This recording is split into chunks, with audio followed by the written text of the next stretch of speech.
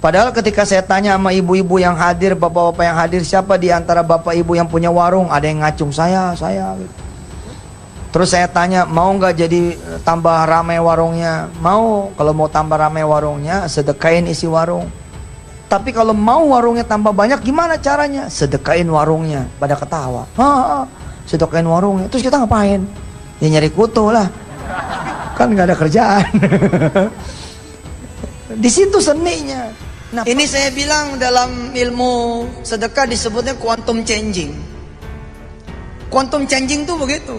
Kalau saudara mau hebat, sedekahlah 10%. Tapi kalau mau lebih hebat lagi, tokonya saudara sedekahin. Insya Allah kalau tokonya saudara sedekahin, saudara nggak bisa dagang lagi. Karena tokonya udah dibagi buat orang lain. Tapi apa yang terjadi? Saudara akan punya properti, barisan toko-toko saudara yang punya, subhanallah. Assalamualaikum warahmatullahi wabarakatuh. Para pemirsa, laporan dari sidang di Pengadilan Negeri Bogor itu terlihat Yusuf Mansur dan gerombolannya itu mulai terdesak. Hari ini yang akan digulung pertama itu adalah Baitul Mal wa Tamwil Madani Darussalam. Karena sebagian besar jemaah ini menyetor uangnya melalui Baitul Mal wa Tamwil ini. Pengurus Baitul Mal wa Tamwil nampaknya nih bekerja sama dengan Yusuf Mansur. Yusuf Mansur sebagai mastermind, orang-orang ini yang mendekati jemaah gitu, sehingga jemaahnya terpengaruh dan terpedaya. Tapi kemudian uang itu yang mereka duga itu digunakan oleh Yusuf Mansur tidak untuk tujuan bisnis batubara itu. Seperti saksi dari jamaah di Pengadilan Negeri Bogor. Untuk itu mari kita dengarkan nanti ya. Seperti yang mereka duga ya, uang itu nanti digunakan tidak untuk kepentingan bisnis, tetapi digunakan untuk membangun warung steak and shake. Dalam bahasa hukum itu uang hasil pencucian uang gitu. Itu nanti ada pasal hukumnya. Mari kita dengarkan interview dengan Pak Zaini Mustafa, seorang lawyer yang menangani kasus dari beberapa jemaah ini di Pengadilan Negeri Bogor.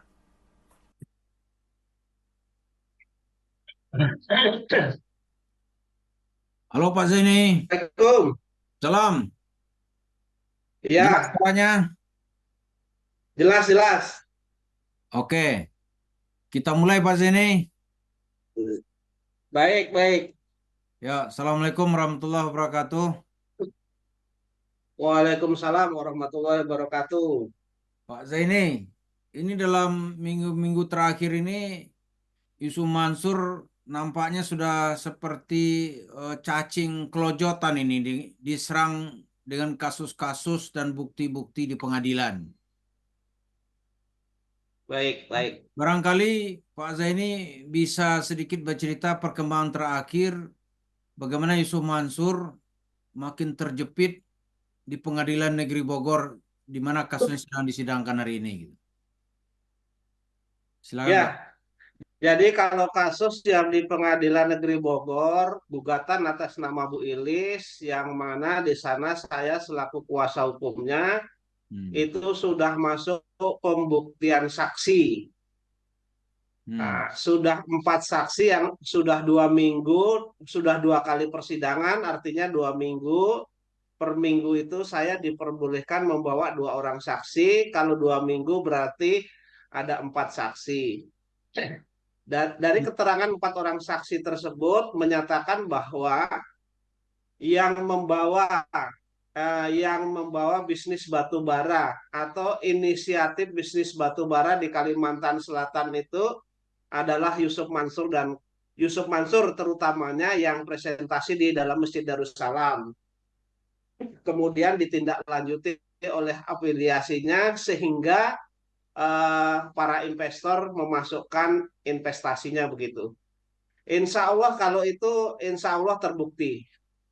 Artinya begini, kalau aliran dananya sendiri jelas terbukti karena di samping pengakuan secara tertulis dalam jawab jinawab juga diakui dalam alat bukti begitu. Dan saya juga dapat membuktikan bahwa memang ada aliran dana dari Bu Ilis masuk ke BMT Darussalam begitu.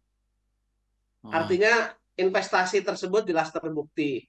Kemudian berkaitan dengan hubungan hukum, baik itu bukti tertulis maupun bukti saksi, memang ada keterlibatan dari para tergugat tersebut, yaitu Yusuf Mansur dan kawan-kawan begitu. Insya Allah lah putusannya baik begitu, Ustaz. iya ya. Terus Ya, nampaknya kan Yusuf Mansur tidak pernah datang kalau dipanggil. Jadi sekarang ya, terlihat ya tentu dia mengamati terus perkembangan ini ya. Dia nampaknya sedang mulai lari-lari gitu. ya, Lari dia ke Sumatera, lari dia ya, ke Pulau Tidung. Ngapain ya? Apa dia terdesak benar atau gimana sekarang tuh? ya. Jadi menurut hemat saya memang sudah terdesak, menurut hemat saya, walaupun dalam persidangan misalnya dalam persidangan minggu kemarin kuasa hukumnya datang, tapi persidangan-persidangan sebelumnya tidak datang. Namun memang majelis hakim sudah tidak perlu memanggil lagi karena kan sudah dipanggil secara layak. Kebetulan kemarin juga datang.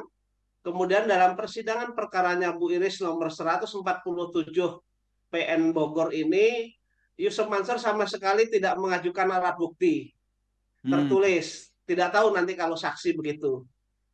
Artinya kalau tidak mengajukan alat bukti secara tertulis, maka Yusuf Mansur dalil-dalilnya itu tidak bisa membuktikan kan begitu.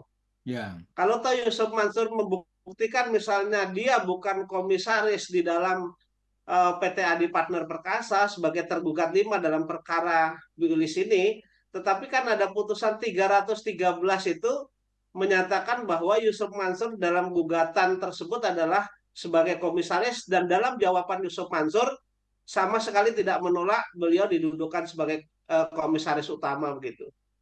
Artinya insya Allah terbukti lah begitu. Ya, kan kalau kita Ya, kilas balik ke belakang, kan lu juga sudah ada keputusan dari Mahkamah Agung kalau nggak salah ya, bahwa Yusuf Mansur itu ya, benar sebagai seorang komisaris utama ya dari PT Adi Partner Prakasa gitu.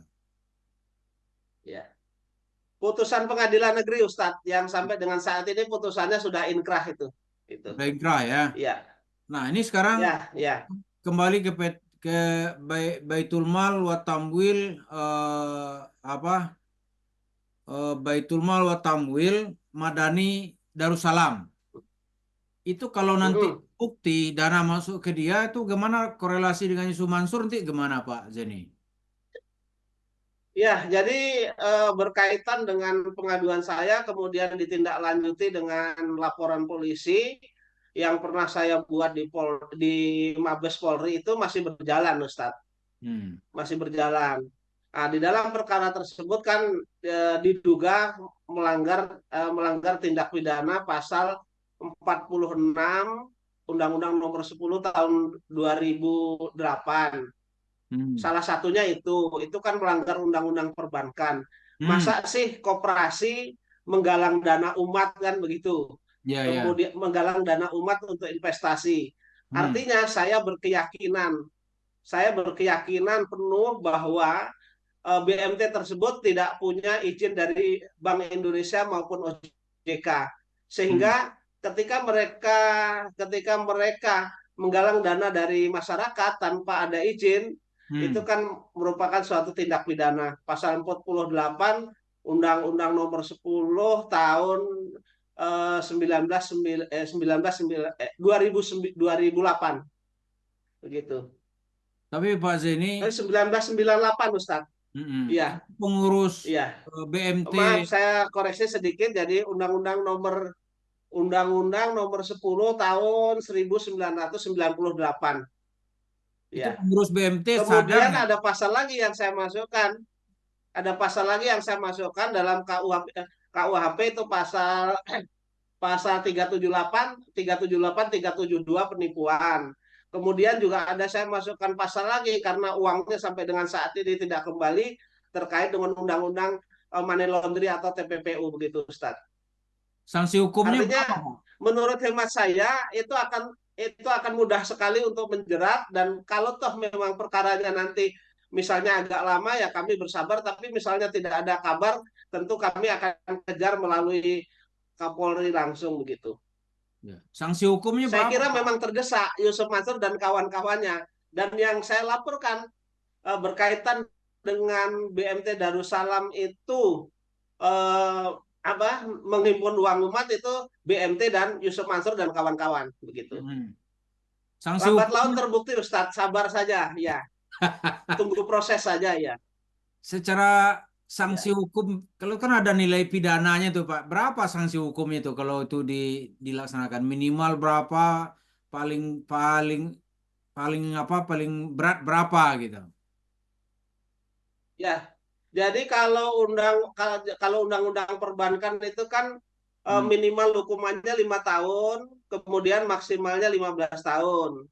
Kemudian ada yang dendanya itu ada yang minimal 10 juta, minimal 10 miliar sampai 20 miliar. Kemudian ada yang 5 miliar sampai dengan 15 miliar.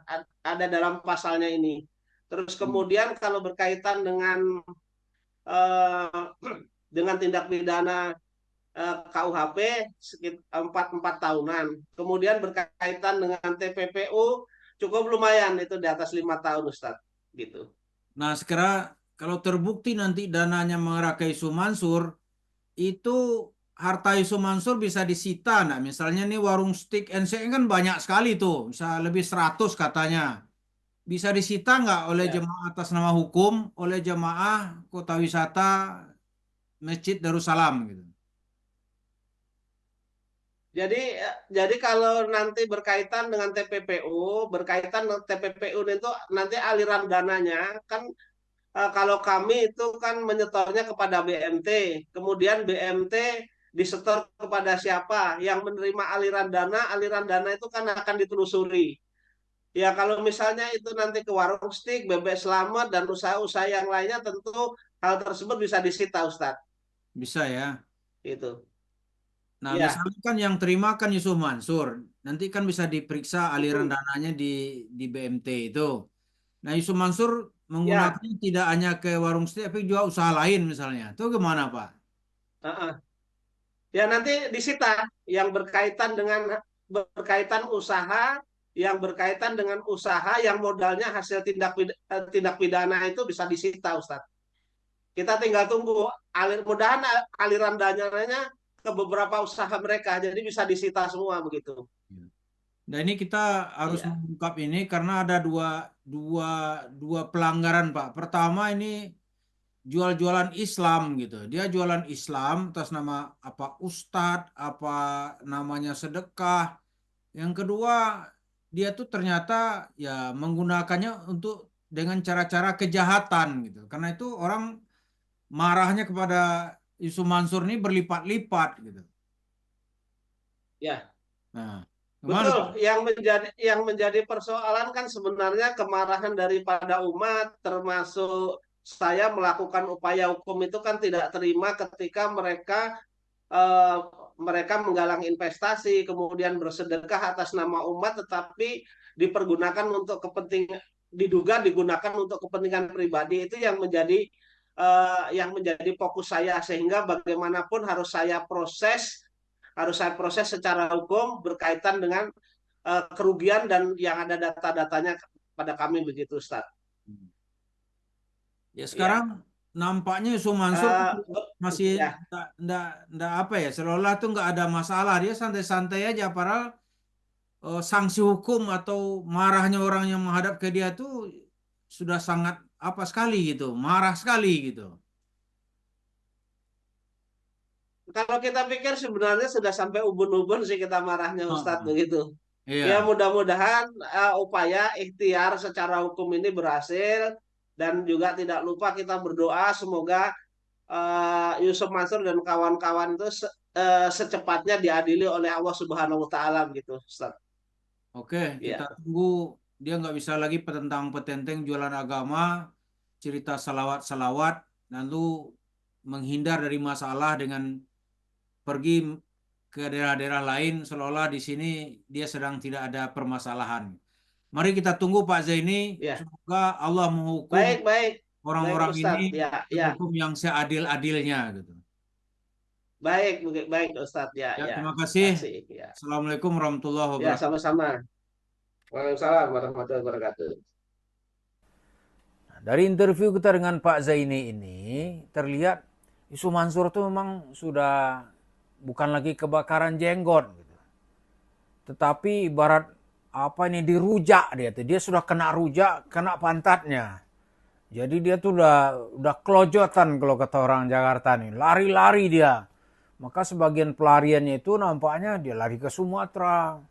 Seolah-olah di sana tuh mau investasi. Dia lari ke Pulau Tidung mau ceramah gitu.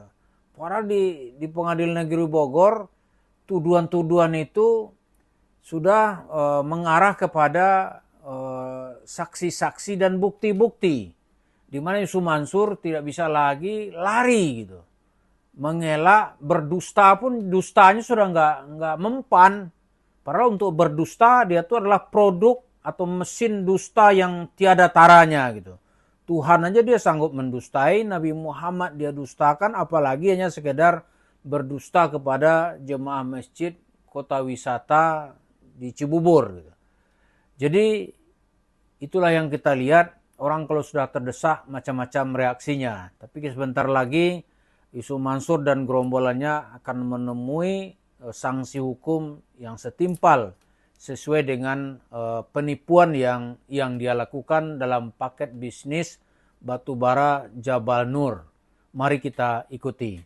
Assalamualaikum warahmatullahi wabarakatuh.